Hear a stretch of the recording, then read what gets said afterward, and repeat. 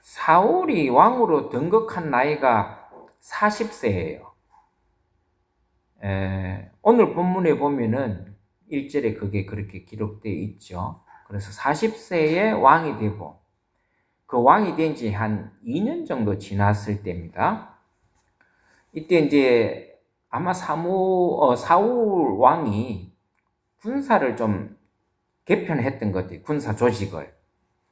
그래서 3,000명을 뽑아서 2,000명은 자기 곁에 두고 자기가 직접 이제 그 부대를 운영하고 한 1,000명 정도는 사울왕의 아들 요나단이 있거든요. 그 요나단에게 주어서 그 요나단이 그 한 1,000명 정도를 그 부대를 이끌게 그렇게 하게 돼요. 그래서 요나단은 기브아라고 하는 지역에 자기 군사 1,000명을 받은 그 군사로 가서 배치가 됩니다. 그런데 이 요나단이 블레셋을 공격을 해요. 먼저. 근데 이제 블레셋이 공격을 받았잖아요. 그 요나단의 공격을 받았던 이 블레셋 그 지역에 있는 사람들이 이제 이 그 자기 나라를 자기 족속으로 침공한 이 이스라엘 향해서 대대적인 그 보복을 이제 가하기로 작정을 했어요. 그래서 블레셋이 대규모로 병력을 모아요. 그래서 대규모 병력을 집결시켜서 이스라엘과 전쟁을 준비하게 돼요. 그게 3절, 4절에 나옵니다. 근데 그 수를 보니까 이스라엘하고는 이게 뭐 비교가 안 될 정도로 막강해요. 여기 오늘 본문 5절, 7절에 나와 있는데 보면은 병거가 3만이요. 기마병이 6천이라 그랬어요. 병거가 뭐예요? 그 여러분 옛날에 그 로마 시대 때 보면 전차 있죠. 전차. 막 전차를 달리는 그런 전차 부대를 말하는데 이 병거가 3만이나 돼요. 그리고 기마병, 말을 타고 달리는 그런 군사가 6천. 보병은 말할 수 없이 많다. 여기 보니까 뭐 그 수를 헤아릴 수 없다 그러니까 엄청나게 이제 모집이 된 것 같아요. 그 대군이에요. 대군. 그 당시에를 보면. 근데 보니까 이스라엘 군대가 먼저 전쟁을 도발했지만은 블레셋을 딱 보니까 이거는 뭐 비교가 안 되는 거예요. 그리고 어떻게 했겠어요? 이스라엘 군대가 이제 쫄은 거죠. 쉽게 말해서. 겁먹은 거죠. 그래서 전부 다 굴 같은데, 뭐 숲 같은데, 뭐 또 바위 틈에 이런 데 다 숨어버린 거예요. 그리고 오늘도 우리가 성경을 읽었지만은 이 당시만 해도 이스라엘에게는 철기라는 무기가 제대로 공급이 안 됐던 것 같아요. 그러니까 철을 다루는 사람, 철공이 없었다고 그랬잖아요. 그러니까 그걸 보면 아직까지도 이스라엘은 좀 구석기적인 그 군대였어요. 그러니까 뭐 전쟁을 하려고 뭐 칼이라도 제대로, 창이라도 제대로 있어야 되는데 그것도 없이 전쟁을 일으킨 거죠. 어쨌든 그런 여러 가지 무기 면에서 또 그 숫자적으로도 이게 상대가 안 돼요.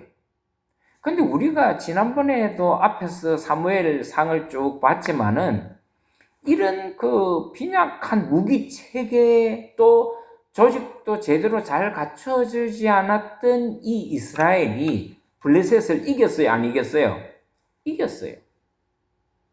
예? 블레셋을 이겼어. 블레셋하고 싸워서 많이 이겼어요. 암몬하고도 싸워서 이기고. 그래서 아마 그랬는지는 모르겠지만은 이스라엘이 그 블레셋하고 전쟁에서 이길 수 있었던 아마 희망이 좀 있었던 거예요. 그러니까 뭐 요나단이 먼저 전쟁을 걸었던 거 아니겠어요? 근데 그게 뭐냐? 하나님이었죠. 이스라엘이 무기 체계도 안 돼 있어, 사람도 적어, 그럼에도 불구하고 블레셋하고 전쟁을 하려고 했던 이 요나단의 용기가 어디 있었느냐? 하나님께 있었다. 그 원인이. 하나님께서 전쟁을 이기게 해주실 것이라고 하는 그 확신들이 이스라엘 사람들에게는 그 앞에서 이겨왔기 때문에 아마 그런 것들이 있었던 것 같아요. 그래도 막상 딱 돼 보니까 뭐 어마어마한 군대가 몰려오니까 이스라엘 사람들이 이스라엘 군대들이 다 숨어버린 거죠. 숲에도 숨고 바위 틈에도 숨고 동굴에도 숨어버리고.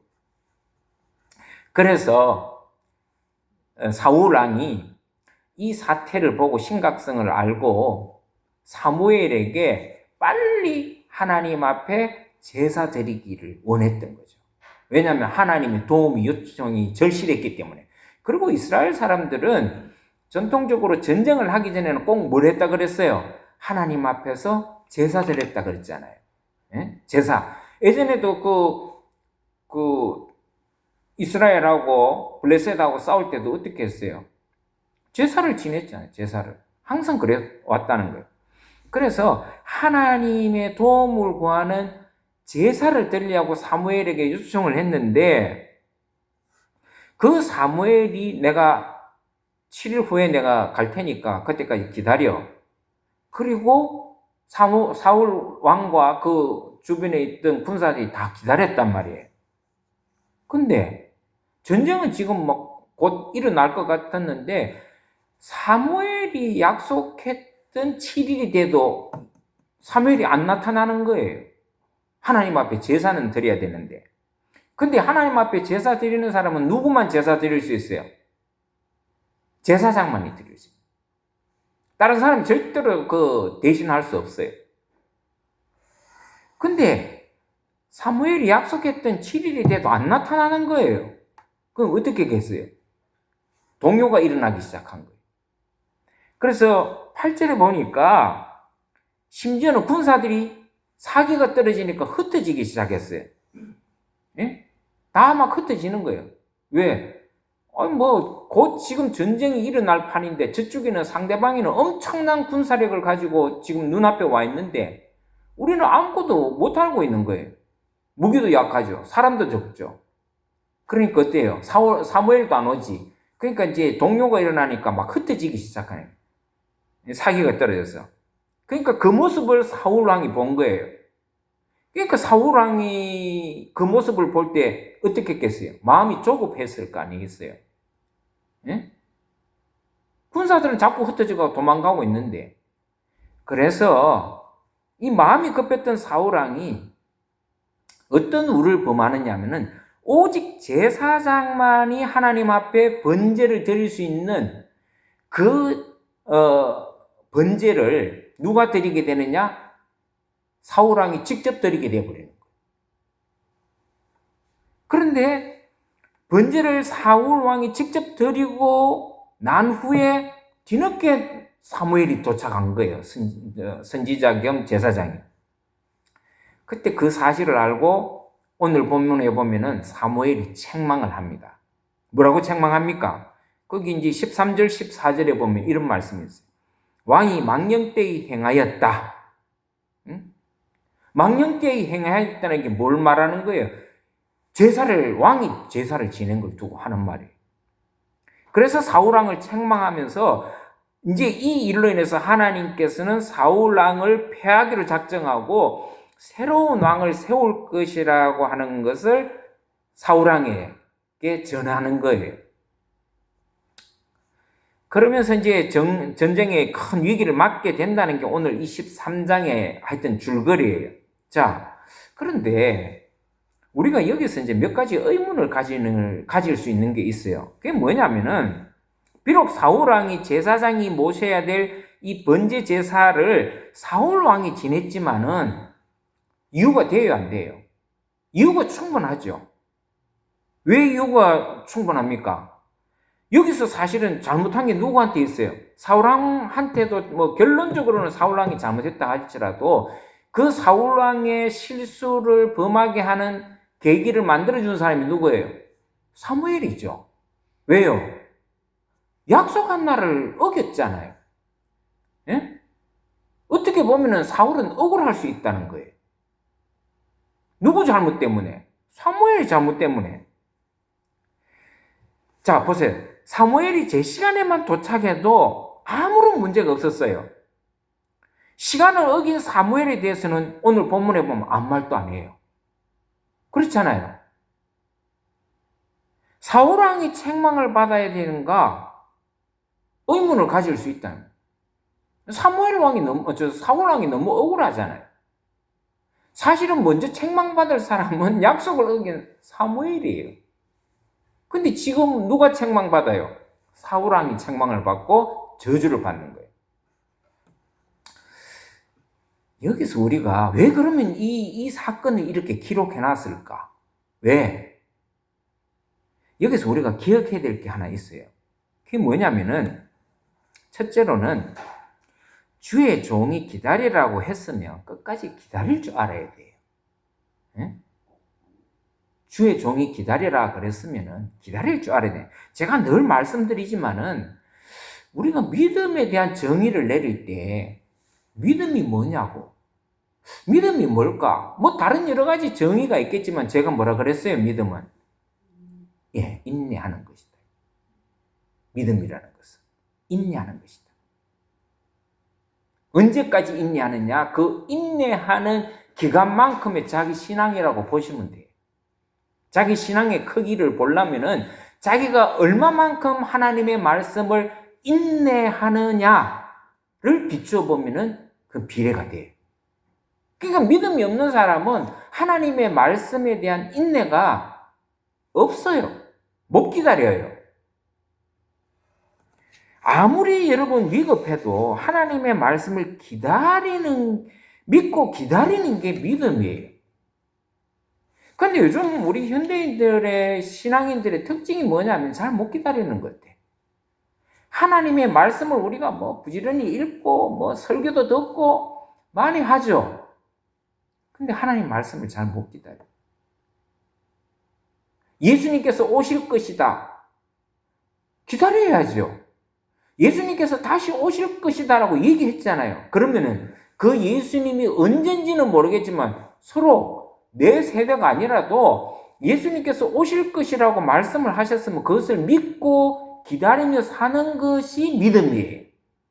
근데 사람들은 그거 잘 안 믿잖아요. 내가 평생을 살았는데도 예수님 안 오네? 예수님 말씀하신 거 다 거짓말이네? 그게 구약시대에도 똑같았어요. 구약시대 때 하나님께서 뭐라 그랬어요?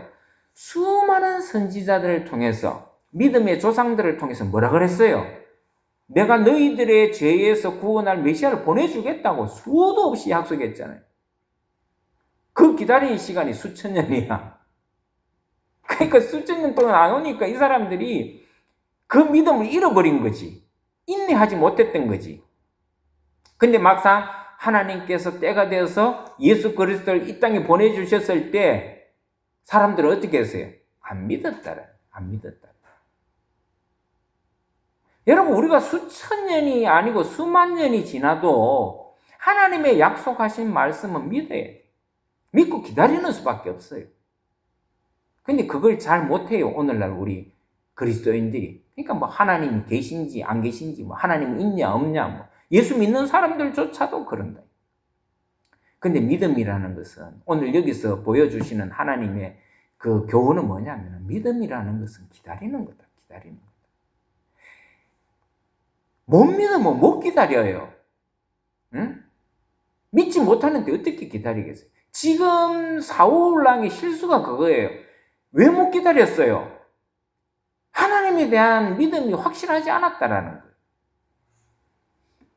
결국 사울왕은 두 가지 결정적인 잘못을 범한 겁니다. 그게 뭐냐면 방금 말했던 것처럼 기다리지 못한 실수를 했어요.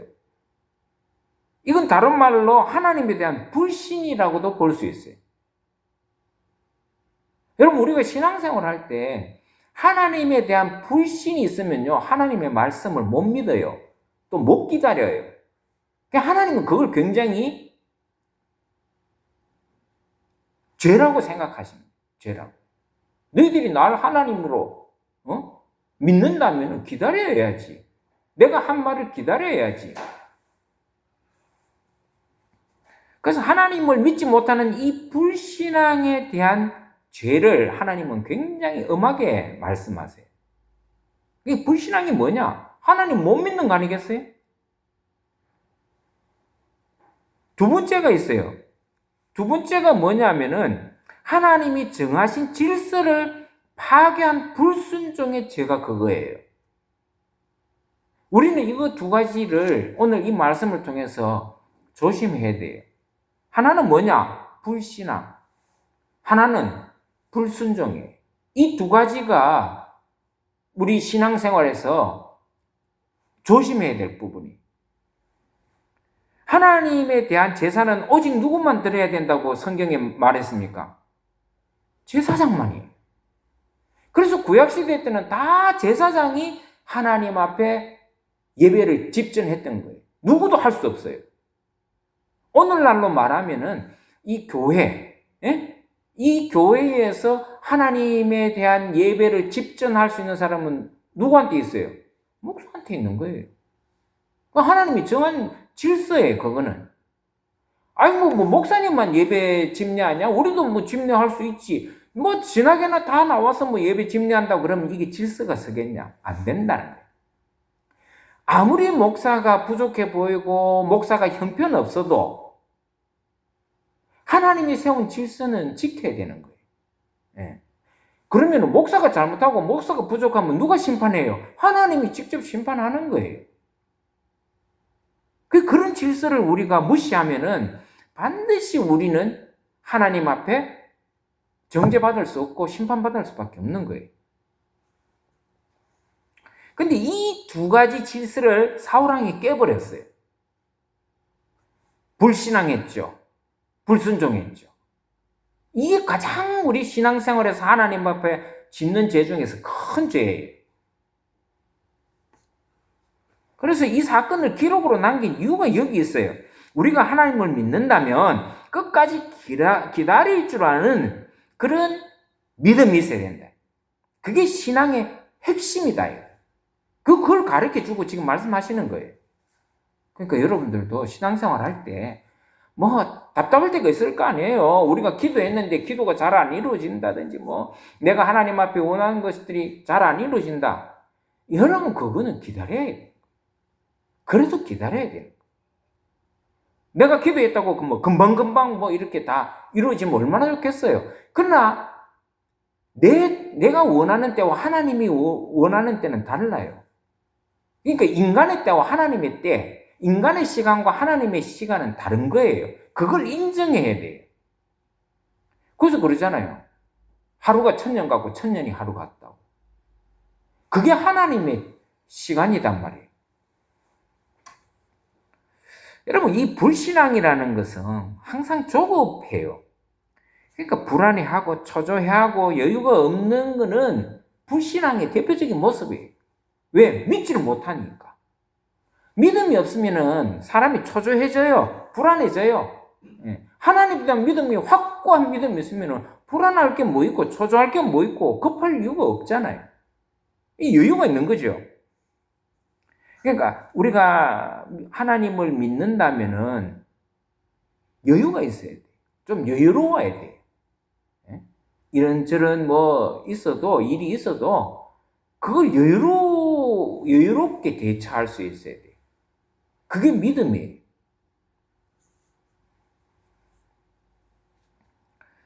하나님의 뜻이 이루어질 때까지 기다릴 수 있는 여유, 그게 얼마나 큰 여유를 가지느냐에 따라서 우리의 믿음의 크기가 달라지는 거예요.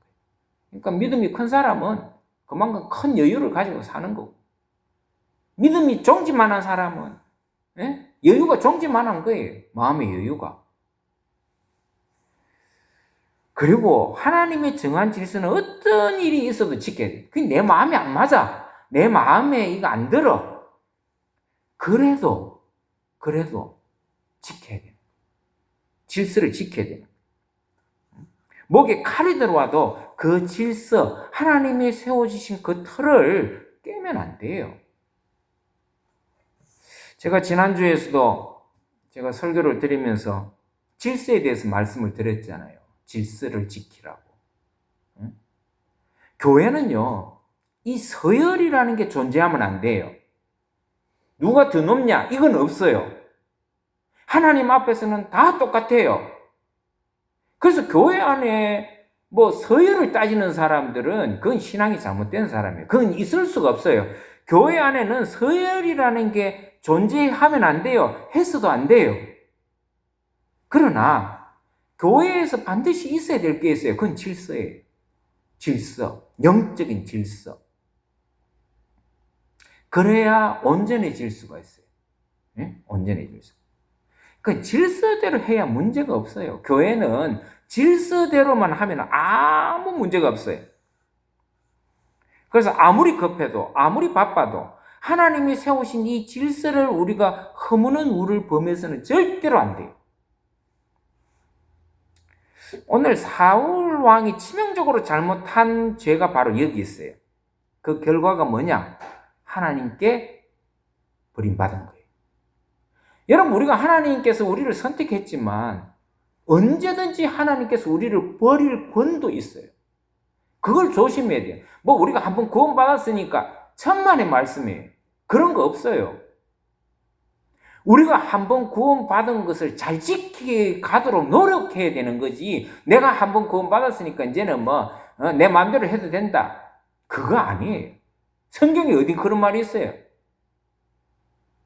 우리가 아무리 구원받아도 하나님의 백성이고 하나님의 자녀라 그래도 성경에 보세요. 하나님으로부터 버림받은 사람이 얼마나 많아요. 그러니까 우리가 그런 경각심을 좀 가지고 있어야 돼요.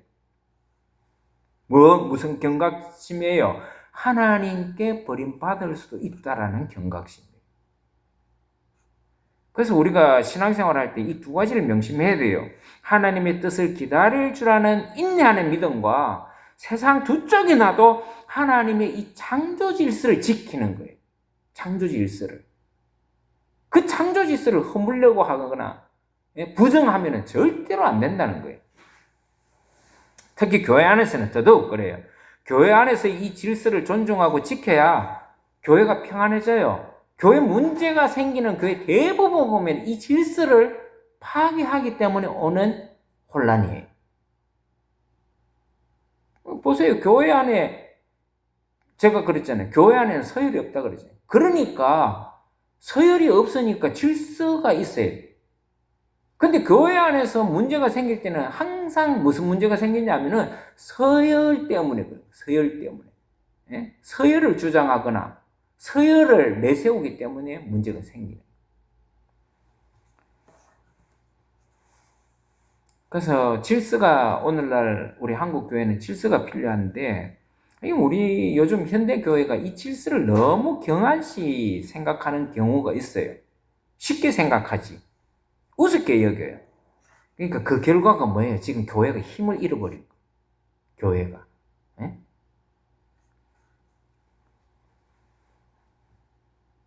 그래서 그런 하나님의 질서를 무시하거나 또 그 질서가 파괴될 때 우리의 이 신앙은 비참함에 처하고 버려짐에 처하고, 네?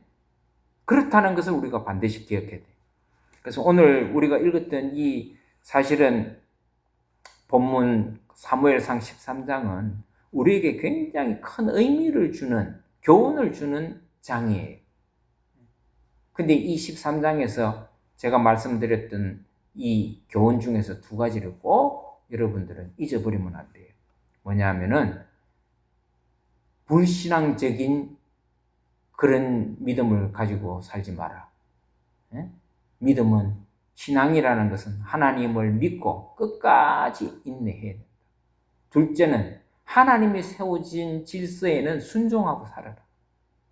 그걸 내 생각하고 내 뜻하고 안 맞다고 그걸 뒤엎으려고 그러면 그건 재앙을 맞이할 수 있다. 하나님의 심판을 피할 길이 없다. 지금 사울 왕이 지금 사무엘에게 질타받은 게 그거잖아요. 하나님께서 너를 왕으로 세운 걸 후회하고 앞으로 네가 네 세대 때로만 왕으로 끝난다는 거예요. 얼마나 불행한 일입니까? 그래서 여러분들도 오늘 이 말씀을 잘 마음에 새기고 기억해서 우리가 살아가는 이 삶 속에서 사울 왕의 불행을 겪지 않도록 여러분들도 오늘 이 말씀을 잘 기억해서 살아가기를 주의 이름으로 축원합니다. 기도합시다.